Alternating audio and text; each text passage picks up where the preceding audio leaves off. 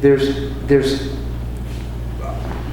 more unlikely places than this that have become art centers. This is, in the South, is really centrally located for the whole Southeast. I mean, it's sort of, I like to say that, you know, this is the center of the art world. It's certainly the center of your art. Is that hard as an artist to take your work and you know what it means to you, you know what you put in it, you know the thought process getting there? Is it difficult to take it down and open it to the interpretation of everybody else? Yes and no. No, in the sense that I try to not alienate the viewer. Like, I think lots of art is a kind of transgressive art where it's trying intentionally to sort of draw this in a way that's alienating to the majority of common folk. I don't want that at all. I'd like just the opposite, actually. And not that I'm really populist, but that I really like to not alienate in any way. So that on some level, whatever level you're viewing that work from, if it's the highest level of intelligentsia or if it's just, you know, a guy on the street, if you're walking along and you see the painting, you might find some connection into it, because I don't want to alienate. I want people to find a window in. And so the representational aspects of it are just that, and they are a way where you look at it and you recognize that it's a bike and some girls, and you can just maybe enjoy it for that one.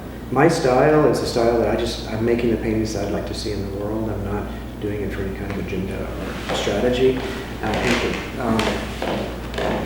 You have to work within your own temperament. You have to be true to your own temperament. And that's what I try to encourage my art students. When I was coming along, and I liked Norman Rockwell and Andrew Wyeth and, you know, Picasso. Those are the things in Life magazine.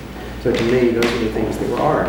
And so, you know, maybe a little Salvador Dali or something if I want to be a little weird. But these are the things that I enjoyed the most. And so to me, that was art, because I didn't have any other art education really, so, or art appreciation, art history courses. So if it came into the house in front of a magazine, I got it, and I said, well, that's art. And so that was my experience. Other people's experience could be completely different. You know, if you're living in the Bronx and you're on a train going by graffiti on a train, you're going to have a very different visual kind of vocabulary than a kid growing up in, you know, in a field in Georgia looking at the grass in the afternoon. You're just going to have a different experience of the world, and one isn't more valid than the other. They're just, what's important is to have a sense of staying true to your temperament, whatever your DNA is, whatever your experiences are, whatever your proclivities are. You stay true to those things. And then whatever art you make is true art, regardless of what the style of the moment is, because styles come and go. As you've gone through your career, have there been, you say you remain true to yourself. How difficult is that?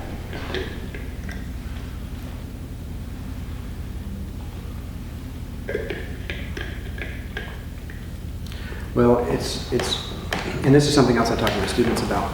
You have to have a certain amount of ego, and the ego is just like a kind of ego strength in a way. But you can't have so much ego that it comes around and, you know, and bites you. So you have to have just enough to protect yourself from all the barbs and all the arrows that are coming, but not so much that you inflate yourself so big that you can be popped with a pin, like a giant balloon. So you have to find this middle ground where you're secure in what you believe, but your mind is always open, because artists are like sponges. I mean, we want to take in all the information we can, but we have to remain as objective as possible. So you don't necessarily form opinions or make judgments. You're just looking, and that's where words don't have as much to do with it, or ideas don't have as much to do with it. You're just absorbing and taking in the information and processing it, and then letting all of that inform whatever you do. So, but I have one big painting going. I feel like I'm not sure why I'm alive. So it gets me in here every day to try to resolve what I've started. During what time of day are you most productive? I'm in every day, you know, a little flex time, but 9 to 6:30. And break an hour at lunch right at noon. And Betsy and I go down and have lunch in her studio. And that's been my schedule, you know, basically since I got out of school in 1981. So, and I really worked really hard early on. You know, Malcolm Gladwell's book, which one is it? Blink? or one of those, maybe Outliers. He talks about 10,000 hours. 10,000 hours, where at a certain point in your creative life, you put in the time to actually develop your skills. When you're in it, it doesn't feel like discipline. It's like you don't have an alternative. You love doing it, and you want to do it, and doing anything else just seems like you're off track. I think maybe it's part necessity. You're looking for something that expresses the way you feel. And I went to school at Brookstone during the 70s, and it was it was the 70s, so it was post 60s, and it was a time when expression and free expression, and there was Thoreau and a lot of open thought processes, and it seemed like a valid option for me. I left Columbus because I couldn't find what I felt like I needed here to develop, and one of the things that I think is most important is to what we're trying to do with the center, and what we hope that it will provide, is for people who are artistically inclined in the community, that they will be able to just stay right here. So much of it's about the light and about the feeling you have when you're in a place. For me, it's about, for example, so many of my dreams take place in my childhood home. And so I use my dreams, I journal and put my dreams down every night. And so when your psychological, when your unconscious life and your conscious life are in a kind of marriage, then you're more fully integrated. And so I think by being here, it's this constant feeling of being, it's a feeling of being home, but it's a feeling of feeling right.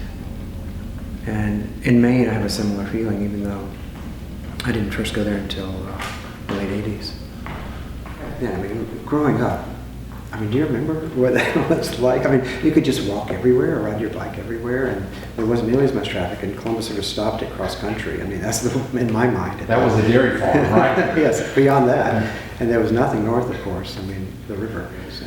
And try to see what the life of an artist would look like. I'd go to the museum, and I didn't know how realistic it was. And I think that you have those experiences, and then you think, well, I'm going to give it a go, and I'll give it a shot. But coming back, the light's the same. It's this feeling. It's a numinous feeling for me of the wonder of the meaning in the light. It's something about the way it comes across Alabama, and it strikes the building, especially in the late afternoon. It's the way the iron particles get in the air, and it turns it sort of pink. It's light like nowhere else. And so when I'm here and painting, I am so inspired by that. So it's still, in a way, it's the same impetus that got me going when I was young and got me excited when I was young. But now I'm able to harness it. And as one gets older, you only have a limited number of paintings left in you. Hopefully I'll live for another 40 or 50 years, and it'll be great. But you start to, for a while, you're just painting wildfire, and then you get to a point you're like, well, I've only got so many years. Like, what do I really care about? You start to hone your vision and focus on the things that you think are most important, and the things that you want to make sure you get out before you're not able to do it anymore. And life's always throws you U-turn, curveballs. So.